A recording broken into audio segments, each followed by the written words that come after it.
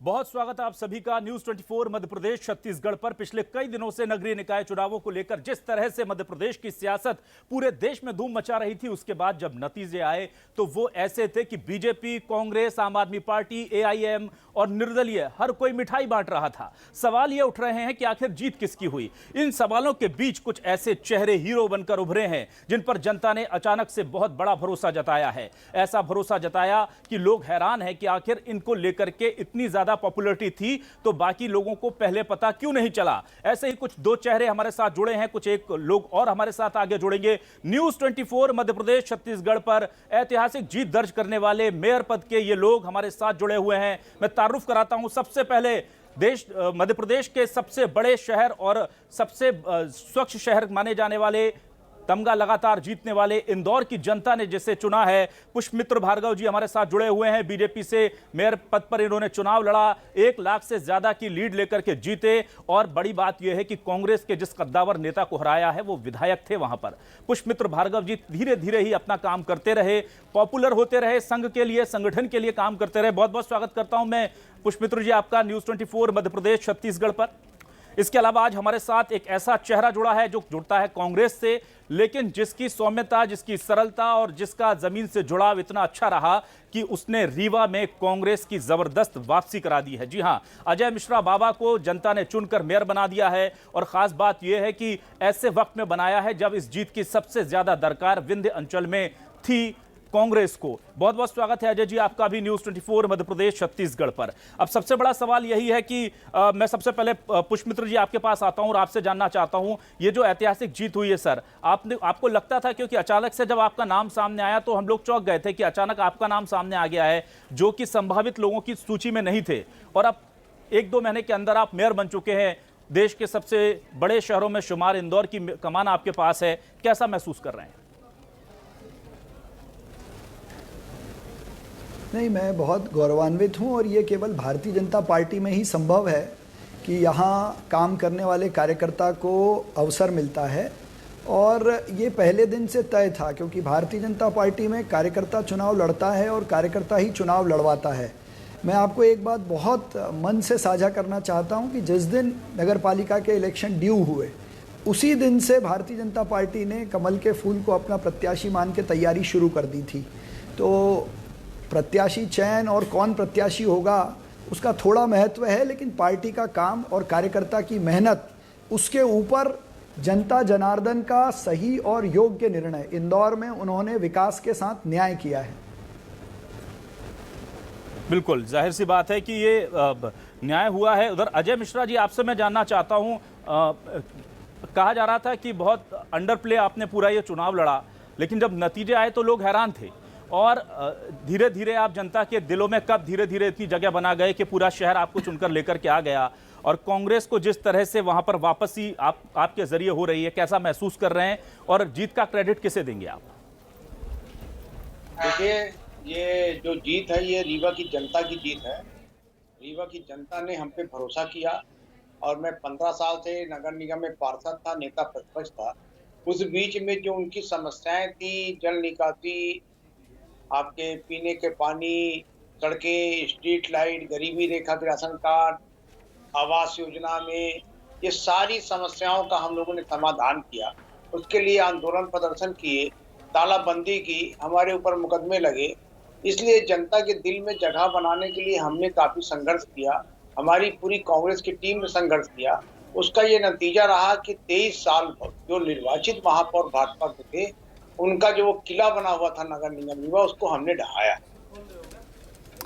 बिल्कुल, लेकिन पुष्पमित्र जी देखिए, जिम्मेदारी मिल गई, जनता ने तो भरोसा जता दिया, लेकिन उससे ज्यादा मुश्किल होता है उस भरोसे को कायम रखना। अब इंदौर जैसे विकसित और विकासशील, जो भी आप कह लें, शहर के लिए क्या क्या आपके पास प्लान्स हैं और क्या लगता है, क्योंकि इंदौर नंबर 1 बहुत सारी चीज़ों में, स्वच्छता में नंबर 1 है, सरप्लस वाटर में नंबर 1 है, फूड सेफ्टी में नंबर 1 है, तो इंदौर के पास बहुत सी चीज़ें हैं, लेकिन आपको क्या लगता है जहां बहुत ज़्यादा काम होना बाकी है और आपके आने से ये फर्क पड़ेगा अब इंदौर में? नहीं, निश्चित तौर पर शहर में बहुत सारी अपेक्षाएं हैं। हम इसी विनम्र भाव से लोगों की अपेक्षाओं को पूरा करने का प्रयास करेंगे और हम पहले दिन से ये कह रहे हैं लगातार कि हम स्वच्छता में नंबर 1 हैं, अब ट्रैफिक में नंबर 1 बनेंगे, अब हम शिक्षा, सुरक्षा, स्वास्थ्य, स्वावलंबन के आधार पर इंदौर में खेल और रोजगार का हब बने, उसका प्रयास करेंगे। साफ, स्वच्छ, निर्मल जल इंदौर के हर घर में पहुँचे, इसका 100% प्रयास करेंगे। इंदौर भारत की ब्रांड एम्बेसडर सिटी बने, इसका हम प्रयास करेंगे। ठीक है, हमारे साथ इस वक्त एक और मेयर भोपाल से बीजेपी की जीती हुई उम्मीदवार मालती राय जी जुड़ चुकी हैं। बहुत स्वागत करूंगा मालती जी आपका न्यूज़ 24 मध्य प्रदेश छत्तीसगढ़ पर। तीनों को आपको बहुत बहुत शुभकामनाएं एक बार फिर। और मालती जी, मैं आपसे जानना चाहता हूं, भोपाल की जनता ने आप पर बहुत बड़ा भरोसा जताया है, पार्टी ने भरोसा किया और अब जनता ने भरोसा किया है। कैसा महसूस कर रही हैं आप? और आप जनसेवा में लगातार रही हैं, हम आपको देखते हैं कि नगरीय निकायों को लेकर के आप सक्रिय लंबे वक्त से रही हैं, महापौर पद पर है, कैसा लग रहा है? मैं आपके चैनल के माध्यम से भोपाल के मतदाताओं का हृदय से आभार व्यक्त करती हूँ कि आप सबने भारतीय जनता पार्टी की प्रत्याशी मालती राय को महापौर पद के लिए प्रचंड बहुमत से विजय करवाया। और ये जीत भारतीय जनता पार्टी के हर एक कार्यकर्ता की जीत है। मैं अपनी विजय को भारतीय जनता पार्टी के कार्यकर्ताओं पर समर्पित करती हूँ। और जिस तरह से मतदाताओं ने विश्वास किया है कि भारतीय जनता पार्टी विकास करवाती है, उनके विकास पर मैं खरी उतरूंगी। पूरे 5 साल तक जनता की जो अपेक्षाएं हों, वो सड़क, नाली, पानी की समस्याओं को चाहे हो, या भोपाल को स्वर्णिम भोपाल बनाना है, भोपाल को हरा भरा भोपाल बनाना है, भोपाल ताल तलियों की नगरी भोपाल है, भोपाल को स्वच्छता में भी नंबर 1 लाना है, भोपाल में जो पशु है उनके लिए भी व्यवस्थित करना है। तो बहुत सारी योजनाएं हैं। और भोपाल में मैं एक महिला हूं, इसलिए मैं भोपाल में एक स्पेशल अपने पास मोबाइल नंबर रखूंगी, जो भोपाल की महिलाओं के पास जो नंबर रहेगा उसे मैं तत्काल खुद ही उठाया करूंगी। और यदि कोई भी समस्या महिलाओं की होगी, चाहे उनकी सुरक्षा से संबंधित हो या अन्य समस्याओं से संबंधित हो, उसे मैं तत्काल निराकरण के लिए प्रयास करूंगी। पुष्पमित्र जी, आप जानते हैं कि अगले साल चुनाव है और इतने क्रूशल मोमेंट पर 7 सालों बाद जाकर के कानूनी अड़चनों से निकल करके नगरीय निकाय चुनाव हुए हैं, पंचायत के चुनाव हुए हैं। इस बात का भी बखूबी अंदाजा होगा आपको कि ये आपकी जो परफॉर्मेंस है 1 साल की, ये इंदौर में या पूरे मालवा निमाड़ में बीजेपी की परफॉर्मेंस को बहुत हद तक प्रभावित करेगी। तो सर, इतनी बड़ी जिम्मेदारी है, सिर्फ आपको अपना महापौर का पद नहीं संभालना है, बल्कि पार्टी के झंडे को भी आगे लेकर के चलना है। तो ये दोहरी भूमिका निभाने के लिए तैयार हैं आप?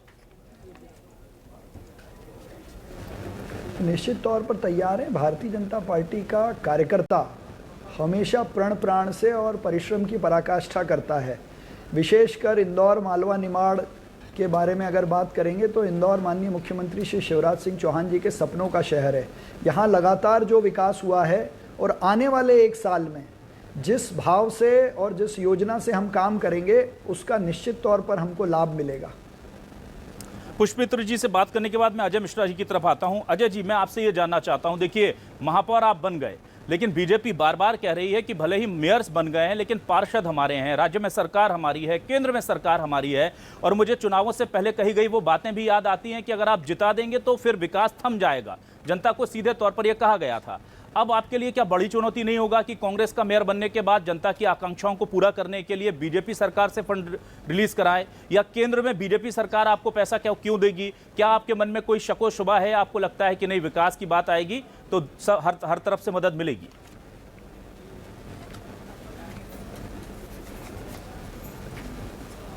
इसका एक अपना फंड है, चाहे वो केंद्र सरकार हो चाहे स्टेट गवर्नमेंट, उनको उतना पैसा रिलीज करना ही होगा। वो उतना पैसा हमारा देंगे ही देंगे। बाकी अपने सोर्सेस होते हैं, नगर निगम में अपने सोर्सेस हैं, टैक्सेस हैं। हमारे पास फंड की कभी कमी नहीं होगी, पहले भी थी। विकास की इच्छा जरूर नहीं थी। लोगों ने विकास न करके अपना विकास किया। लोगों ने ठेकेदारी की, वार्डों के अंदर नालियां नहीं बनवाई, सड़कें नहीं बनवाई, शिक्षा के कोई अच्छे केंद्र नहीं खोले। नगर निगम को शिक्षा उपकर दे रहे हैं हम, पर काहे के लिए दे रहे हैं? सरकारी स्कूलों के टॉयलेट बनाने के लिए दे रहे हैं। हमने कोई नया स्कूल नहीं खोला नगर निगम की तरफ से, कोई हमने प्राथमिक स्वास्थ्य केंद्र नहीं खोला नगर निगम की तरफ से, हमने कोई अच्छा पार्क नहीं बनाया नगर निगम की तरफ से। ये सिर्फ विकास का हमारे यहाँ ढोंग करते रहे। हमारे यहाँ एक विकास पुरुष थे, उन्होंने फर्जी विकास दिखाया। एक सड़क हमारे यहाँ जो बन रही है वो हिंदुस्तान की सबसे महंगी सड़क है, वो 15 साल से लगातार बन रही है। 9 किलोमीटर की सड़क, आज भी काम उसमें चल रहा है। तो आप बताइए, अगर कोई ऐसा विकास करे तो उसको जनता तो नकारेगी ही नकारेगी। रही हमारी चुनौतियों की बात, तो हम तो अपने कांग्रेस के पार्षदों के साथ चुनौती में खड़े हैं और खड़े उतरे। हमने हमेशा चुनौतियों को लिया, जनता की जो भी समस्या थे उसको हमने चुनौती मान के लिया और उनके बीच में हमने लड़ाई लड़के उनके काम कराए। उसका आज परिणाम यह है कि कांग्रेस पार्टी का महापौर और 16 पार्षद जीते हैं। रही परिषद की बात, तो वो भी हमारी बनाई जाएगी। ठीक है मालती राय जी, मुझे ये एक बड़ा सवाल है जो मेरे मन में बार बार आता है। भोपाल की हम बात करें तो यहाँ पर देखिए इतने लंबे समय से बीजेपी रही है, नगर निगम पर बीजेपी का कब्जा लंबे समय से रहा है और बीजेपी के लिए डबल इंजन, ट्रिपल इंजन, चारों इंजन हम कहते हैं कि विकास के लिए भोपाल में कम से कम थे। लेकिन अगर बारिश हो जाती है तो वहाँ पर जाम लग जाता है, पानी भर जाता है, ड्रेनेज सिस्टम के लिए पैसा खर्च होता है पर वो ज़मीन पर नहीं दिखता। ये ऐसी हकीकत है। ये सवाल मैं इसलिए कर रहा हूँ क्योंकि ये तस्वीरें लोग अभी भूले नहीं हैं। जब वो आपको वोट करने आ रही थी ना भोपाल की जनता, तो वो घुटने भर पानी से चल कर आई थी। तो अगली बार ऐसा कभी ना हो, इसके लिए कोई पुख्ता इंतजाम होंगे या सिर्फ कागजों पर काम होगा? हाँ, नहीं, ये तो आप गलत कह रहे हैं कि घुटने घुटने तक चलकर जनता आ रही थी। ऐसा कहीं पर भी नहीं हुआ है कि जनता घुटने पानी में चलकर वोट डालने के लिए आई। योग सहयोग ये अच्छा है कि जिस दिन वोटिंग थी भोपाल में उस दिन बारिश ही नहीं हुई थी। और आपने जो कहा है, इसके लिए ड्रेनेज सिस्टम का पूरा सिस्टम बन रहा है और जहाँ पर भी नालियों की, बड़े नालों की आवश्यकता है, उस पर काम शुरू हो चुका है और जल्द ही जनता के बीच ये सुविधा पहुंचेगी। अच्छा, एक सवाल मैं बहुत कॉमन लूंगा जो तीनों मेरे जो इस शहर है वहाँ की जनता ज़रूर जानना चाहती है, क्योंकि जब ये हम लोगों ने जानकारी दी कि आपके नए मेयर हमारे साथ बैठ रहे हैं तो जनता ने, खासतौर से व्यापारियों का ये सवाल है। पुष्पमित्र जी से शुरू करता हूँ। पुष्पमित्र जी, आपके बयानों में मैंने देखा है, सुना है, आपको बहुत लंबे समय से फॉलो किया है, बहुत हार्ड लाइन आप रखते हैं। विकास की जब बात आएगी तो क्या आप सॉफ्ट स्टैंड अपनाएंगे या टैक्स बढ़ाना पड़ा तो बढ़ाएंगे लेकिन विकास से समझौता नहीं करेंगे? क्या जनता को तैयार रहना चाहिए, अगर अच्छी क्वालिटी का विकास चाहिए है तो टैक्स तो देना होगा, या आपको लगता है कि नहीं, बिना टैक्स बढ़ाए भी आप विकास कर सकते हैं?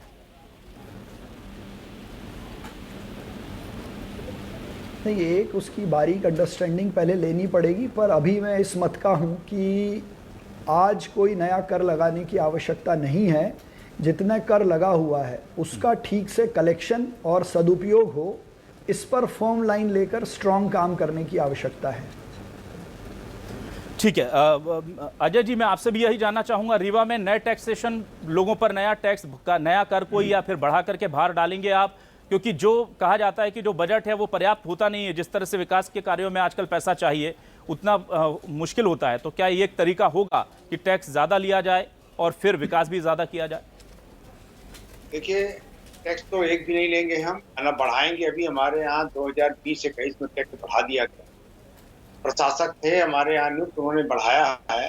तो भारतीय जनता पार्टी ने वैसे भी बहुत टैक्स बढ़ाकर वोट डाल दिया है। हम तो उसको रिवाइज करने के लिए सोचेंगे कि कितना हम रिवाइज कर सकें और क्या उसकी कानूनी प्रक्रिया होगी, उसके तहत हम शासन को भिजवाएंगे। क्योंकि अगर टैक्सेस बढ़ा देंगे तो एक मिडिल क्लास फैमिली का ये शहर है, यहाँ पर उस कैटेगरी के लोग नहीं रहते हैं कि अधिक से अधिक टैक्स दे सकते। हमारे यहाँ एक सिल्वी प्लाजा मार्केट है, उसमें 175 रुपए लगता है स्क्वायर फीट संपत्ति का। जबलपुर के सिविक सेंटर में 80 रुपए लग रहा। तो हम तो ऑलरेडी टैक्सेस बहुत बढ़े हुए हैं, हम जनता के काम करने के लिए टैक्सेस नहीं बढ़ाएंगे। ठीक है, मालती राय जी को चूंकि जाना है और वो लगातार उनके कॉल आ रहे हैं, मैं एक अंतिम सवाल उनसे लेता हूं। मालती राय जी, क्या आपको लगता है केंद्र में पीएम मोदी ने अभी हाल ही में कहा कि जो फ्रीबीज हैं, मुफ्त की रेवड़ियां जो बांटी जा रही हैं, उससे आर्थिक ढांचा, बुनियाद उसकी खराब होती है?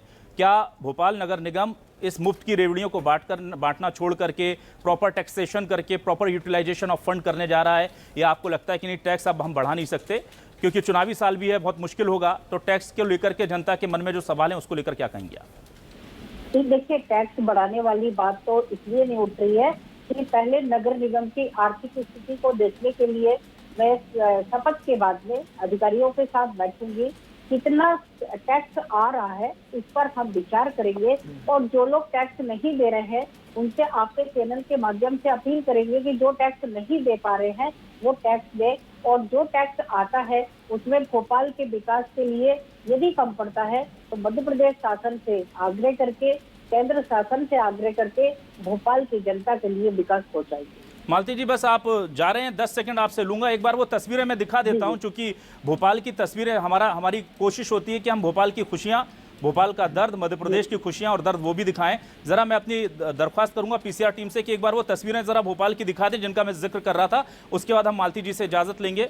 ये तस्वीरें देखिए, ये मैं इन तस्वीरों की बात कर रहा था। मालती राय जी, आपको लिंक्स में जरूर भेजूंगा। और देखिएगा, मेरे भोपाल के वासियों को अगर इस तरह से पानी में से गुजरना पड़ेगा तो फिर वो 4-4 इंजन की सरकार का फायदा भी होना चाहिए। उम्मीद करता हूं अब आप आई हैं, चूंकि आपने बहुत जमीनी स्तर पर काम किया है तो आप लोगों के दर्द को समझेंगी। आपका हमसे जुड़ने के लिए शुक्रिया। मैं एक 2 सवाल केवल अजय जी और पुष्पमित्र जी से और लूंगा, क्योंकि लोगों के बहुत सारे सवाल हैं। मालती जी को मैं शुक्रिया कहूंगा जुड़ने के लिए। पुष्पमित्र जी, मैं आपके पास आता हूं। सर, मुझे यह बताइए, क्या आपको लगता है कि इंदौर में ऐसे कौन से वो 2-3 पॉइंट हैं जिन पर काम होना अभी बहुत ज़्यादा बाकी है, और कौन सी चीज़ें आपकी प्रायोरिटी में रहने जा रही हैं इंदौर के मास्टर प्लान को लेकर?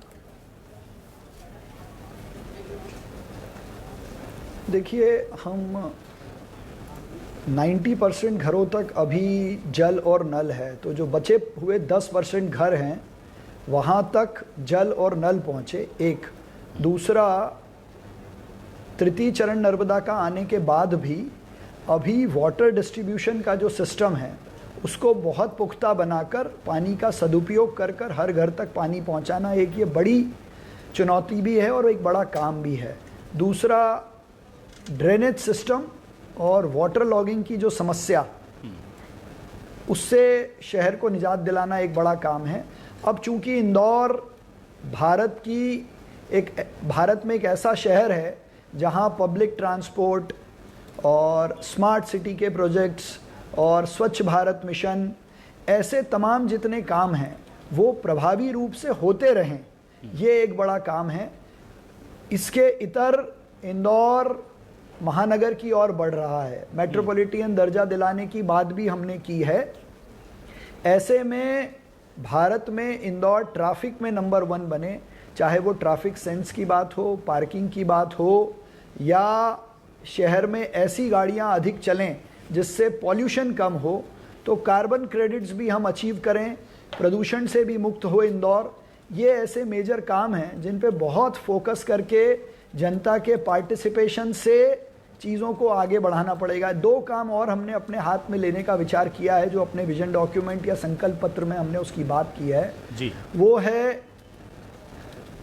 पानी को लेके मास्टर प्लान। दूसरा, इंदौर में कुछ अच्छे मॉडल स्कूल बने जहां समाज का अंतिम पंक्ति में रहने वाला व्यक्ति भी पब्लिक स्कूल के स्टैंडर्ड की एजुकेशन प्राप्त कर सके।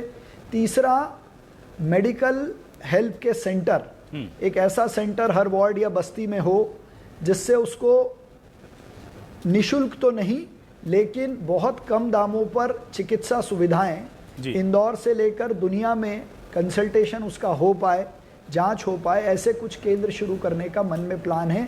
एक और बात जो आपने पूछी है जी, इंदौर के आसपास ऐसे 50 से 100 सिटी फॉरेस्ट डेवलप हों ताकि ये देश की सबसे अच्छी ग्रीन सिटी बन सके।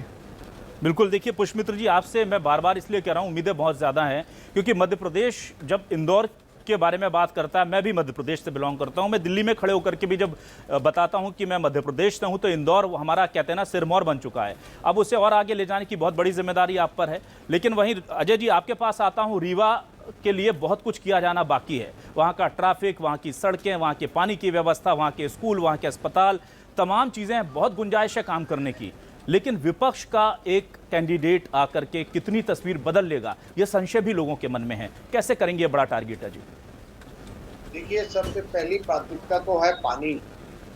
हमारे यहाँ 60,000 नल कनेक्शन है, 155 MLD का 55 MLD का फीडर प्लांट। हम 1.25 लाख कनेक्शन करके पानी पिला सकते हैं, और हमारे यहाँ जो पानी आ रहा है वो गंदा प्रदूषित आ रहा है फिल्टर प्लांट होने के बावजूद। यानी कि कहीं ना कहीं हमारे यहाँ इसमें भ्रष्टाचार किया गया। तो हम पानी की ऑडिट कराएंगे। अब पानी की ऑडिट कराकर हम लोगों के घर तक स्वच्छ, साफ, शुद्ध पानी जो कि अधिक से अधिक समय तक मिल सके वो पहुंचाने की कोशिश करेंगे। और दूसरी बात है ड्रेनेज की।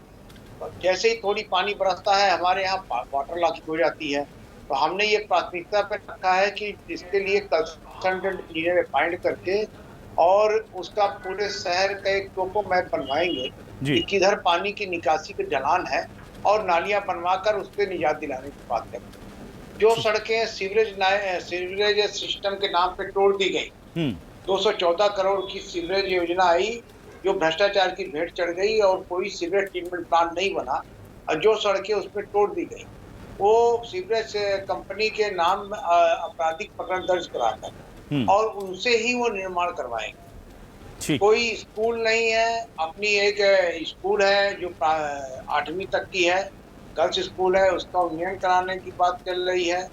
और ये हमने 2 स्कीमें बनाई हैं अभी। एक हमने मेयर हेल्पलाइन किया, जो मेयर हेल्पलाइन 24 घंटे सातों दिन रहेगी और उस पे आप कॉल करेंगे और आपको 4 घंटे या 8 घंटे या 12 घंटे में फौरी राहत मिलेगी। एक तो हमने ये किया है।